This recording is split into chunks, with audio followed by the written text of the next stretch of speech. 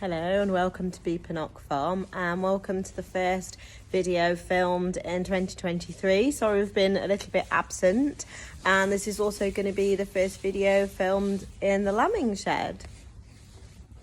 So this is the group A of the ewes, which we're referring to this year as twins and thins. So everybody in here is either expecting twins, or they're a little bit thin, so they needed to come in for some extra food. As you can see, they're super tame and they're trying to eat my trousers and trying to eat my coat. So if we actually flash back to a few months ago, we actually had the ewes scanned this year. That's the first year that we've done it, so that we could identify who was having what. So they've got coloured spots on their necks which correlate to whether they're having one baby or two babies. They could of course have been having more than two babies, but none of ours this year were.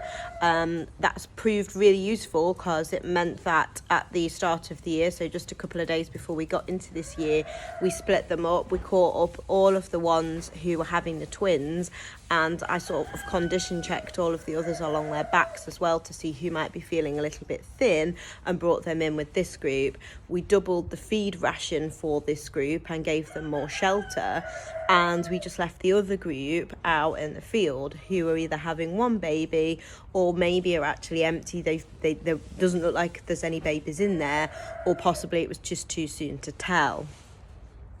So just to explain a bit more, this is only half of the lambing shed. Obviously the tractor's still in that side. So we've just put some barriers up, bedded this section down and filled these hay racks up. These are getting filled up once or twice a day.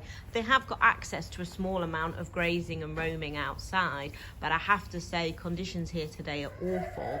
And we seem to have quite weak sheep in that if the weather's bad, they're quite happy to come inside and enjoy the home comforts. So unlimited hay, double the feed ration, there's water in the corner, and they can just lie in here and relax to their heart's content.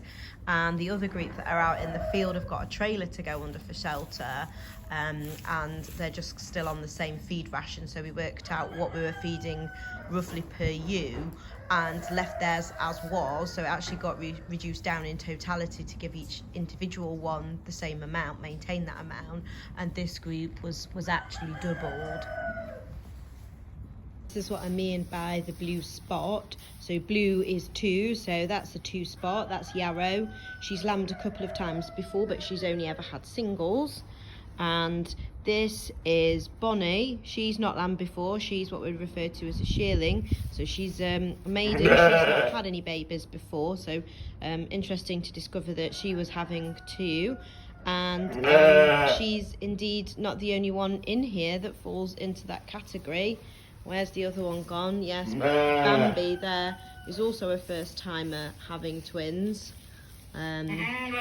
Zeta has only ever had singles before, her with the ripped ear just in front of us. And Zelda behind her is quite a small ewe and is having twins again. She struggled with her twins last year to keep up with them, so I've made sure that we've got her into the best condition. She's actually having a different ram's babies, which I'm hoping is going to make the difference. So she's been in with a smaller lad, so hopefully her babies are a bit smaller and she can manage them more easily, but it doesn't always work out like that. This is Zion.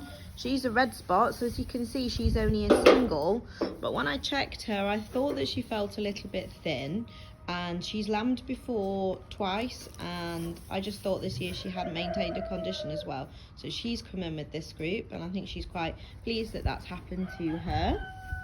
And here is Yogi. Yogi was very poorly last year and we nearly lost her. I hadn't been going to put her in with the top, and then changed my mind because she was in really good condition. I feel like she's tricked me a bit, so she's a bit thin, so she's had to come in with this group. And this is the anomaly. This is Snowball. So she's the oldest ewe that we have. She's lambed a lot of times before and is quite naughty and has a lot of character, and she always has twins. Now she only scanned as a single, which is why she's only got a red spot on her, but even the scanner said because the baby was already so big that she was scanning, she couldn't be 100% sure that there wasn't another one in there. So we've just took the judgment to bring her in, and I know she's enormous and looks very fat, but because she's older, she's actually a different shape to the others. Hello, yes. So this is just a precaution so we can keep an eye on her. I'm going to try and carry on talking while people are actually trying to eat my coat and nip my bottom just to get some extra food, I suspect.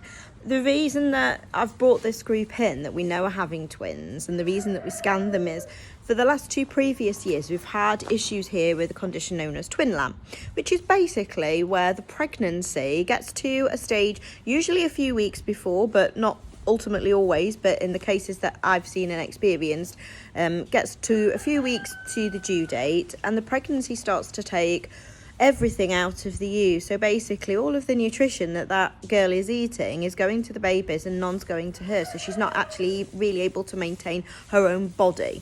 So it usually starts with being lethargic, looking tired, just looking kind of down, might be found lying down quite a lot, but it very, very quickly accelerates to not getting up at all, not eating and drinking, and eventually dying. So it's very serious. And on the 2 previous years that we've had it, we've managed to recover the ewes. The first year it resulted, sadly, in one of the lambs that had been born. It was born alive, but it did die. And the second year resulted in a C-section, which was Yogi, which I've just shown to you. And she lived, and so did both of her boys. So I'm not saying it's not a recoverable situation, but we just didn't need to go there. So we thought that by scanning them, by spending the money on the scanning, maybe we'll save ourselves the cost of the C-section. It will not play out like that for sure, because we've got twice as many animals as we've had previously. So we've just got to go with what we think to do best. But that's the precaution that we could take, which has enabled me to bring this group in, give them the shelter and give them the extra food, and also trap for any that might be kind of like on the worry list. That doesn't mean that I don't need to bring any of the others in. If I go out there shortly and discover that I don't think that one of the girls who's having singles is doing particularly well, I will bring her in to sit with this group as well. So, hello again, Yogi. These are going to start having their babies within about the next 2.5 weeks. So they're very round to at the door. Yarrow and Zeta will go first. They're due at the very end of January. And then I think next to go is Snowball. And then there's a little bit of a gap. And then there's the rest of this group here. And then some of the ones that are out in the field, who, as we get closer to their dates, I will start to bring them in. So as we get kind of like to being 2 weeks due, they'll come in, 1 week due, and we'll start to like shear off some of their wool and get them ready. But at the moment, this group's really content, and I'm very pleased that we've made this change this year. It feels as though we've got a little bit more on top of things. But like I said before, we cannot account. There will always be something that we weren't expecting, some funny little anomaly. I just thought I'd show you this. These two are having a little tiff. It might be about the doorway, or it might be about there's a vitamin bucket there, which is all delicious and sugary and nice. They do kind of have a level of like a pecking order, if you like. Tends to be the older or the fatter ones. My experience is that I often get bounced out of the way by some of my bigger girls. But yeah, there's just been a little tiff in the doorway. She surprised me. She's thinking about going outside, even though it's really horrible. Here's the thing as well, if one of them goes out, then they're all like, oh, maybe I should go out as well. And then we have to have this, where they all make a lot of noise to each other about the one that's gone outside, which will result in either the one that's gone out, which is Snowball, coming back in, or the others eventually deciding that perhaps they will go out. And there you go. Decision made. It's obviously raining a bit less. So they're all out. And just for anybody who was worried about Group B, I'm going to show you what they're up to. And this is the other reason why that group over there are making such a racket. So